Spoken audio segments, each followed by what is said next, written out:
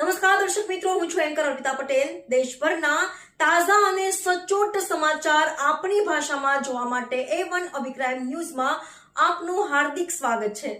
હવે જોઈએ મુખ્ય સમાચાર।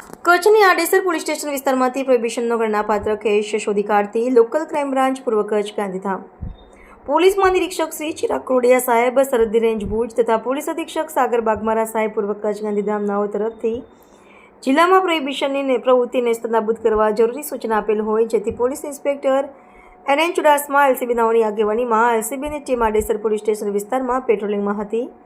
તે દરમિયાન બાતમી હકીકત મળેલ કે સંજય વિશનભાઈ લોદરિયા રહે પદમનગર તાલુકો રાપર વાળાએ પદમનગર ગામથી કિડિયાનગર રસ્તા પાસે આવેલ પોતાના કબજા ભોગોટરના વાડામાં ભારતીય બનાવટનો વિદેશી દારૂનો જથ્થો સંતાડી રાખેલ છે, જેથી LCBની ટીમે દ્વારા જરૂરી વર્કઆઉટ કરી આ જગ્યાએ રેડ કરી નીચે જણાવ્યા મુજબના પ્રોહિબિશન મુદ્દામાલ કબજે કરી કાયદેસરની કાર્યવાહી માટે આડેસર પોલીસ સ્ટેશનને સોંપવામાં આવેલ છે।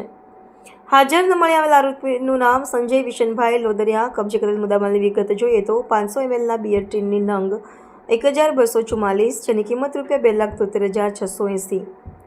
આ કામગીરી લોકલ ક્રાઇમ બ્રાન્ચના પોલીસ ઇન્સ્પેક્ટર NN ચુડાસમા તથા police sub inspector DG Patel તથા LCB સ્ટાફ દ્વારા કરવામાં આવી છે।